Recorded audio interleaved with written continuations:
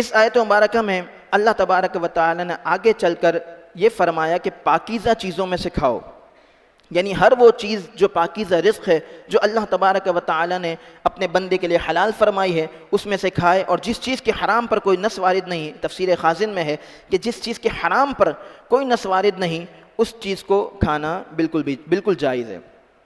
اب مفسرین کرام نے یہاں پر دو لوگوں کو خاص کر ذکر کیا، ایک تو وہ لوگ کہ جو بلا وجہ اپنے تکبر، اپنے تقوی، پرہیزگاری کا گھمنڈ لوگوں پر ظاہر کرتے ہوئے لوگوں کی آمدنی پر، لوگوں کے معاملات پر شک کرتے ہیں، تو فرمایا کہ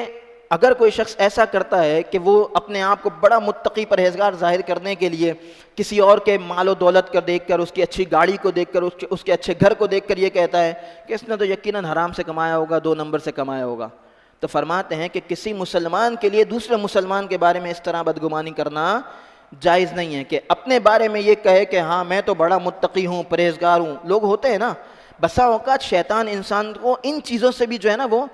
بہکا دیتا ہے اور گمراہ کر دیتا ہے کہ انسان اپنے تقوی، اپنے پرہیزگاری کا گھمنڈ اتنا اپنے اوپر سوار کر لیتا ہے کہ پھر دوسرے کی عبادتیں اس کو حقیر لگتی ہیں، ان کے معاملات اس کو حقیر لگتے ہیں، ان کی چیزیں اس کو حقیر لگ رہی ہوتی ہیں، ان کا پہننا اوڑھنا اس کو حقیر لگ رہا ہوتا ہے۔ اب اس کا اپنا مزاج نہیں ہے کہ وہ اچھی چیز پہنے، اچھا کھائے، اچھی چیزوں کا استعمال کرے، لیکن ان کا پہننا اوڑھنا ان کو برا لگ رہا ہوتا ہے۔ تو مفسرین نے فرمایا کہ اپنے تقوی کے گھمنڈ میں آ کر کوئی بندہ اگر اس طرح کرتا ہے تو اسے غور کرنا چاہیے کہ وہ اللہ کے حکم کی نافرمانی کر رہا ہے، کیونکہ اللہ نے ہر حلال اور طیب چیز کو ہر مسلمان کے لیے کھانا اور پہننا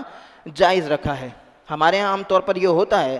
کہ لوگ یہ سمجھ بیٹھتے ہیں کہ شاید عاجزی کا مطلب یہ ہے کہ پھٹے پرانے کپڑے پہن کے گھومیں۔ بسا اوقات لوگ ان چیزوں کو بنیاد بنا کر علماء پر، مساجد کے ائمہ پر بھی اعتراض کر رہے ہوتے ہیں۔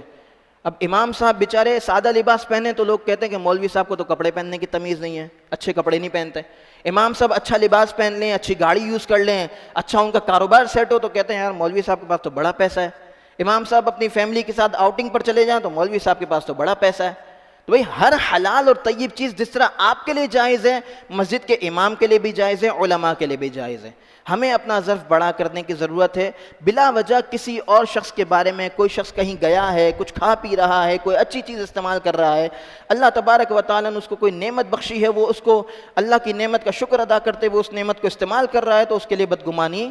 کبھی بھی اپنے ذہنوں میں نہیں لانی چاہیے۔ اللہ تبارک و تعالیٰ پسند فرماتا ہے جب بندہ جو ہے نا اللہ کی دی ہوئی نعمت کو استعمال کرتا ہے۔ مجھے یاد ہے کہ ہمارے استاد محترم نے ایک مرتبہ ہمیں ایک بہت اچھی بات اس مسئلے کے تحت سمجھائی تھی۔ فرمایا کہ اگر تمہیں کوئی شخص پین دے، گفٹ کرے، اور پھر 2-4 دن بعد تم اس سے ملاقات کرو اور تم اس پین سے کام کرو تو وہ شخص یقیناً خوش ہوگا۔ جب تم اس کے دیے ہوئے پین سے کام کر رہے ہوگے تو اس کو یقیناً خوشی ہوگی کہ یار اس نے میرے گفٹ کو عزت دی، میرے گفٹ کو مان دیا کہ میں نے اس کو ایک پین گفٹ کیا تھا، آج وہ اس کو استعمال کر رہا ہے، اپنے کالر پر لگایا ہوا ہے۔ ٹھیک ہے، تو یہ ایک بندے کی مثال ہے بلا تشبیہ، صرف سمجھانے کے لیے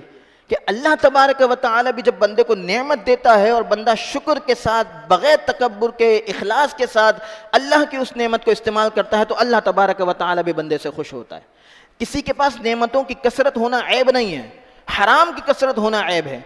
نعمت ہوتے ہوئے تکبر کرنا عیب ہے، صرف نعمت کی کثرت یا نعمت کا استعمال عیب نہیں ہے۔